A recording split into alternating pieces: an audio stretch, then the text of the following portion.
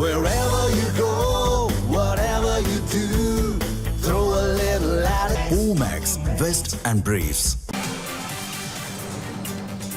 தூத்துக்குடியில் காவல்துறையினர் விசாரணையின் போது உயிரிழந்த அருணாச்சலம் குடும்பத்திற்கு நயினார் நாகேந்திரன் ஆறுதல் கூறியிருக்கிறார்.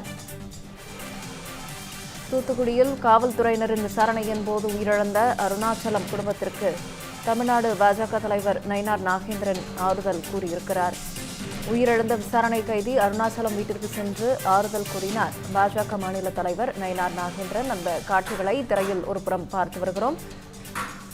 இது தொடர்பான கூடுதல் விவரங்களை செய்தியாளர் சரவணன் வழங்க கேட்கலாம். சரவணன், வணக்கம். தற்போது உயிரிழந்த அருணாச்சலம் குடும்பத்தினருக்கு தமிழ்நாடு பாஜக தலைவர் நயினார் நாகேந்திரன் ஆறுதல் கூறி வரும் காட்சிகளை திரையில் பார்த்து வரும் நிலையில் அருணாச்சலத்தின் குடும்பத்தினுடைய தரப்பிலிருந்து என்ன கூறியிருக்கிறார்கள்? அவரிடம் விவரம். வணக்கம் ராகப்பிரியா. கடந்த 17ஆம் தேதி தூத்துக்குடி அருகே அரசு மதுபான கடையில் வேலை பார்த்து வரக்கூடிய அருணாச்சலம் என்ற இளைஞர் மதுக்கடைகளை மூடிய பிறகு சட்ட விரோதமாக மது பாட்டில்களை விற்றதாக தூத்துக்குடி காவல்துறையினரால் கைது செய்யப்பட்டு விசாரணைக்காக அழைத்து செல்லப்பட்டார். விசாரணையின் போது அருணாச்சலத்தின் தலை மற்றும் கால் பகுதிகளில் பலத்த காயம் ஏற்பட்டு தூத்துக்குடி அரசு மருத்துவமனையில் சிகிச்சைக்காக அனுமதிக்கப்பட்டிருப்பதாக அருணாச்சலத்தின் தாயாருக்கு போலீசார் தகவல் தெரிவிச்சிருக்கிறாங்க. தாயார் பார்த்த பொழுது அருணாச்சலத்தின் தலை மற்றும் கால் பகுதியில் பலத்த காயம் அவர் சிகிச்சையில் இருப்பது தெரிய வந்தது.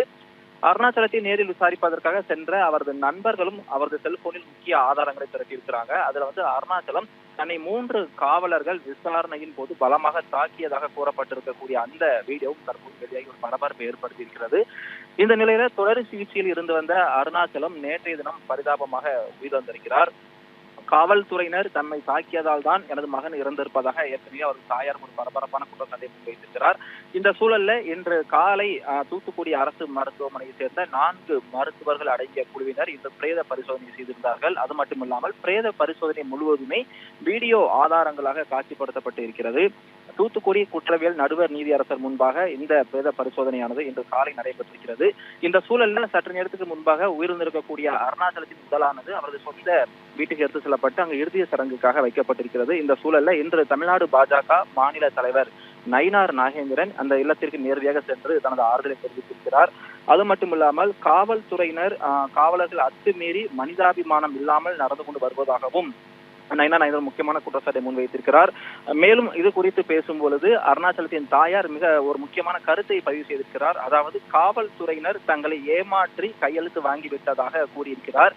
காவல்துறையினர் தங்களை ஏமாற்றி மிரட்டக்கூடிய தோணியிலே தற்பொழுது அருணாச்சலத்தின் உடலை வாங்கி வந்திருப்பதாகவும் அவர் தாயார் பரமேஸ்வரி ஒரு பரபரப்பான வாக்குவாதத்தை முன்வைத்திருக்கிறார். இந்த சூழல்ல தற்பொழுது அருணாச்சலத்தின் உடலானது தூத்துக்குடி அரசு மருத்துவமனையிலிருந்து எடுத்து வரப்பட்டு அவரது இல்லத்தில் அஞ்சலிக்காக வைக்கப்பட்டிருக்கிறது. நேரில் சென்று ஆறுதல் தெரிவிப்பதற்காக சென்ற தமிழக பாஜக மாநில தலைவரிடம் அவரது தாயார் பரமேஸ்வரி கூறியிருப்பது தற்போது சர்ச்சை ஏற்படுத்தியிருக்கிறது.